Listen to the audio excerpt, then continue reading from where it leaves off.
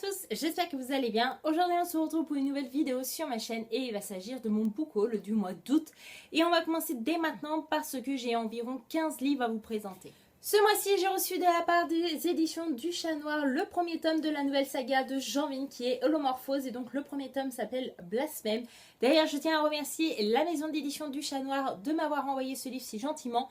Et pour les plus fidèles de la chaîne, vous savez que j'ai adoré Janvin avec sa saga Nea Chronicle. Si vous êtes intéressé pour voir les points lecture concernant cette saga, c'est disponible sur la chaîne, il faut juste fouiller un petit peu.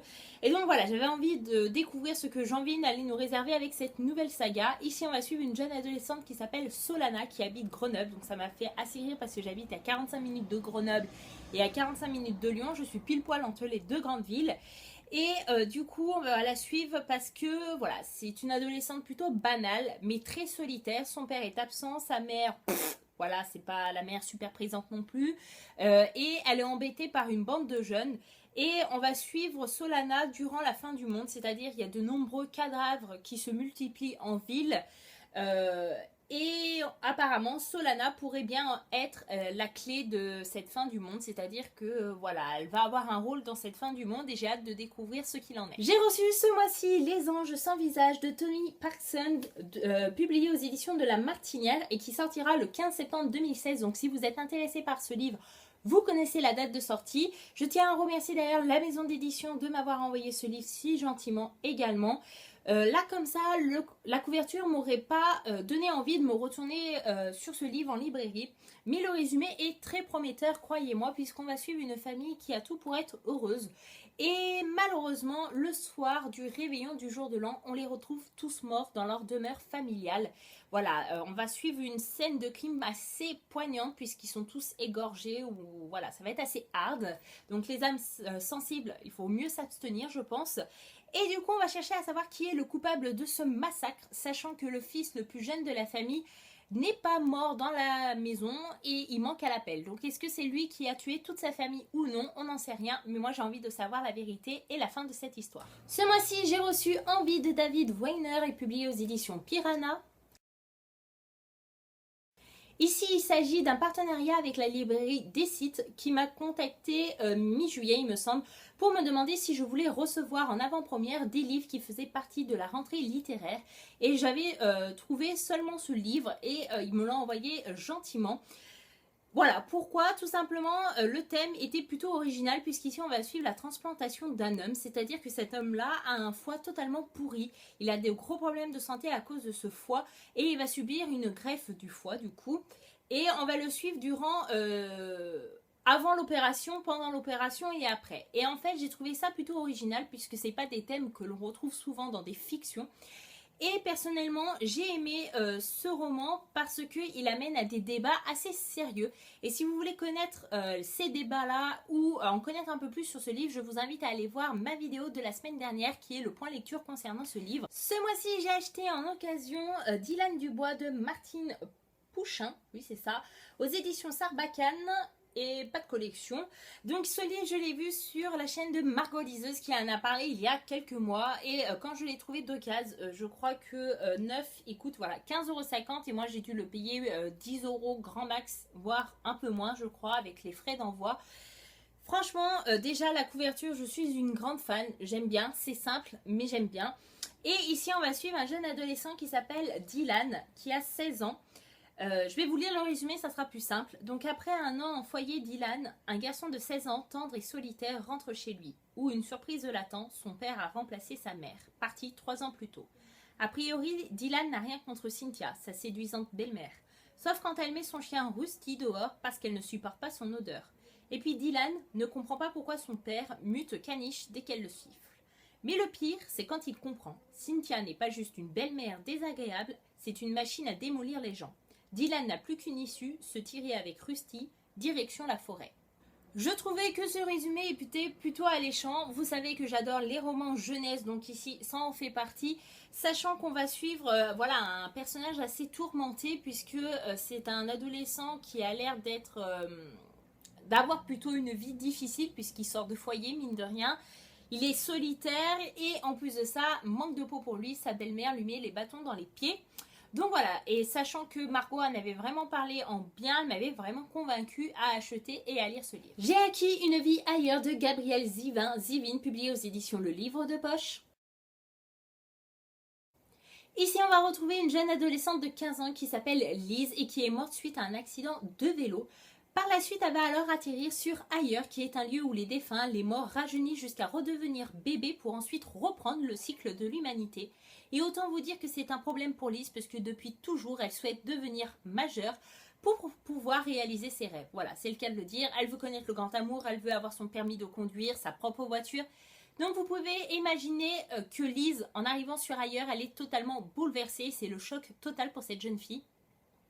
Comme ça, le résumé, il est sympathique, mais jamais je me serais lancée dans cette aventure. C'est juste que j'ai vu une vidéo sur la chaîne YouTube Serial Bookeuse. Je ne connais pas le nom de cette fille, mais j'adore énormément les vidéos qu'elle fait. Je vous conseille d'aller jeter un coup d'œil sur sa chaîne YouTube. Vous pouvez la retrouver en barre d'infos si vous la voulez. Et voilà, elle m'a vraiment convaincue à lire ce bouquin, sachant que la couverture est juste magnifique et je pense le lire cet automne ou cet hiver, je sais pas, parce que je trouve que la couverture rentre totalement dans le thème. J'ai reçu 89 mois de Caroline Michel, publié aux éditions Prélude. Je tiens d'ailleurs à remercier la maison d'édition Prélude de m'avoir envoyé ce livre ainsi que les deux autres que je vais vous présenter par la suite. Il faut savoir que ce livre, je leur avais demandé et je ne sais pas comment ça s'est fait, je ne l'ai jamais reçu. Donc j'ai pris mon courage à deux mains, même si j'aime pas faire ça. Je leur ai envoyé un mail en leur disant que si c'était encore possible de recevoir ce bouquin, je me ferais un plaisir de le lire et d'en faire une vidéo pour vous. Voilà, personnellement le résumé était plutôt alléchant. On va suivre Jeanne qui est célibataire, qui a 33 ans et son obsession c'est de devenir maman. Et pour elle, à partir de 40 ans, les chances de devenir maman vont être vite réduites. Et donc, il lui reste 89 mois, de 33 ans à 40 ans, pour devenir maman. Elle a fait une croix sur le couple et elle cherche juste un géniteur. Et voilà, j'ai vraiment envie de savoir si Jeanne va parvenir à son but. Et voilà, je vous en reparle très vite parce que je compte le lire au mois de septembre. Ensuite, les éditions Prélude m'ont envoyé au petit mot Les Grands Remèdes de Michael ou Michael Huras. Je ne sais pas comment on prononce le nom de l'auteur, mais enfin voilà. J'adore la couverture. En même temps, il y a des livres dessus, donc je ne peux que aimer. Et du coup, de quoi parle ce roman? Il faut savoir qu'il fait partie de la rentrée littéraire. Donc, ici, je vais vous lire le résumé. Alex, notre héros passionné par les livres, a choisi d'exercer le métier peu commun de bibliothérapeute. Sa mission, soigner les maux de ses patients en leur prescrivant des lectures.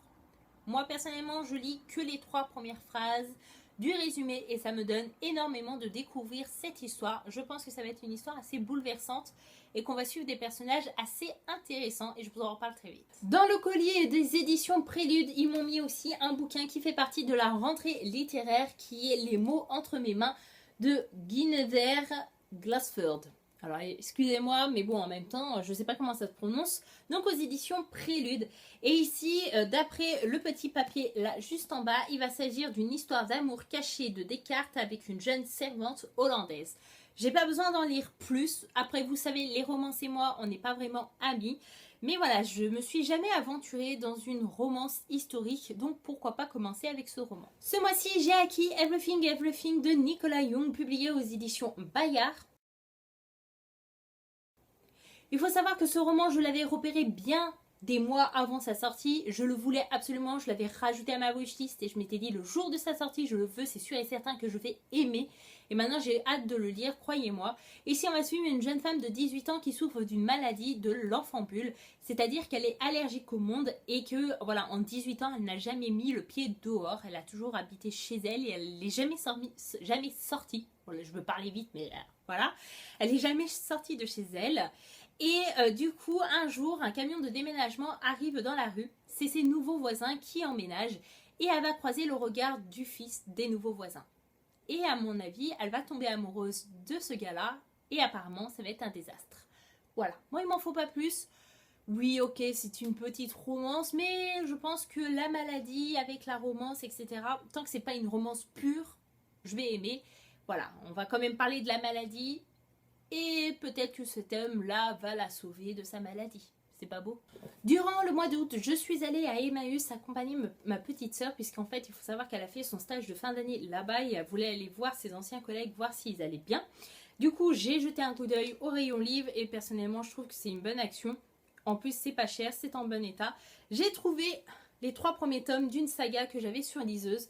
Donc, il s'agit de La femme sans peur de Jean-Paul Toussaint, publié aux éditions 88 Cid. Donc, le tome 1, le tome 2 et le tome 3. Personnellement, je les trouve magnifiques, ils sont en bon état et pour 1 € pièce, au moins je les ai dans ma bibliothèque.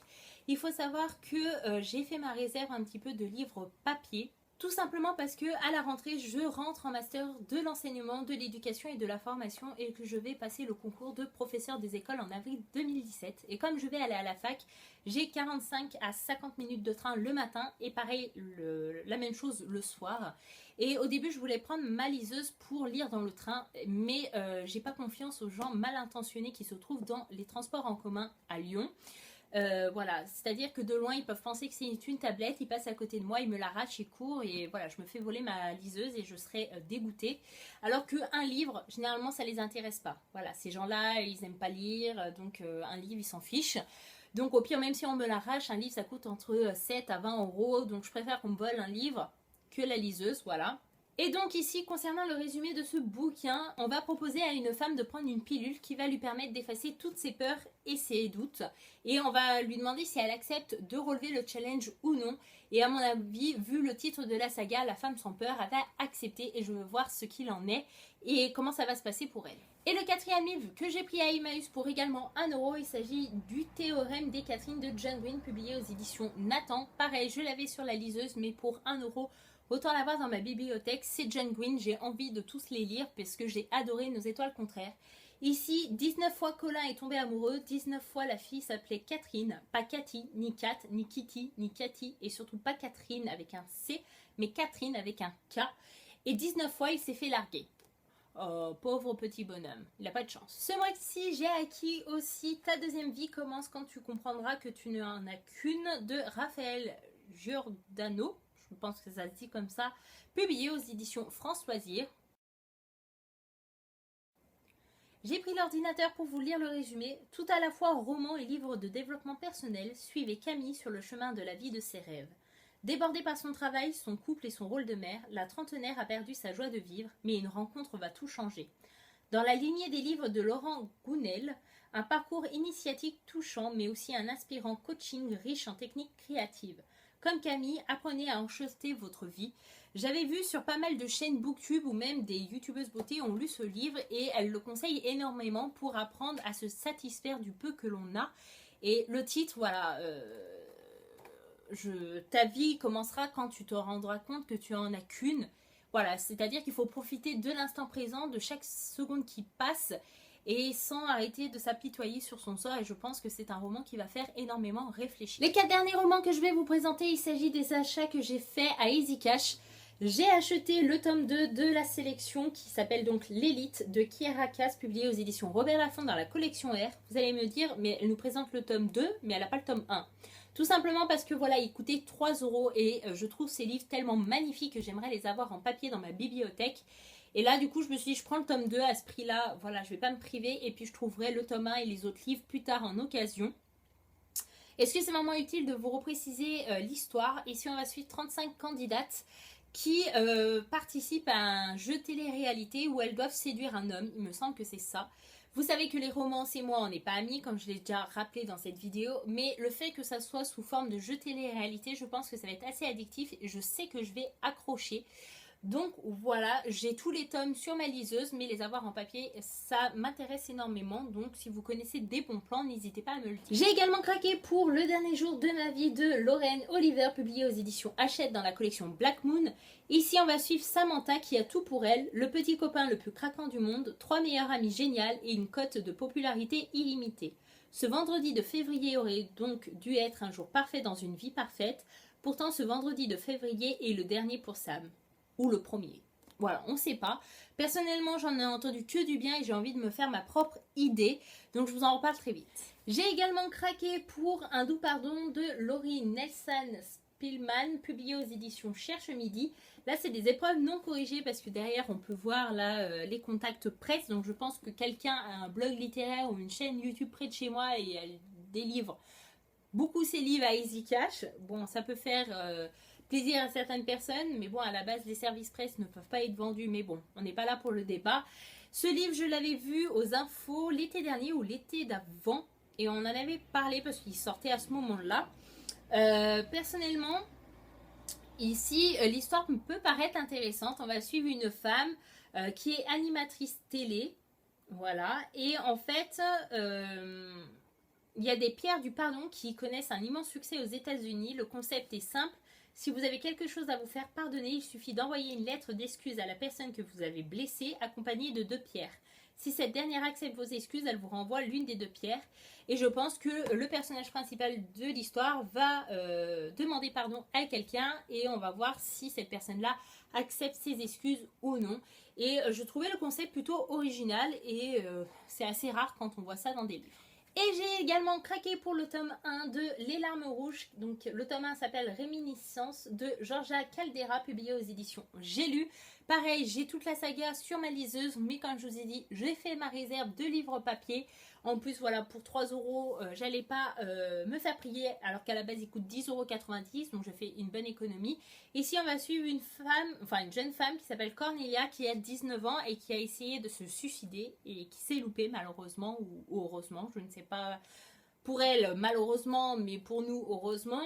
Et depuis, elle est victime de visions et de cauchemars de plus en plus prenants et angoissants. Elle se retrouve alors plongée dans un univers sombre et déroutant où le songe se confond à s'y méprendre avec la réalité.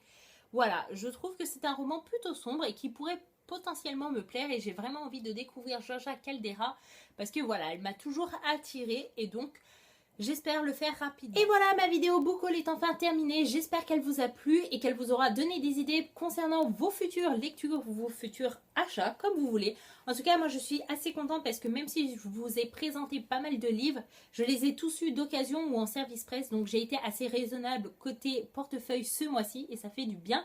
Voilà, en tout cas, n'hésitez pas à me dire en commentaire si vous avez lu des livres concernant mon book haul, des livres que je vous ai présentés dans cette vidéo pour m'encourager à les sortir plus vite que prévu de ma pile à lire. Je compte sur vous.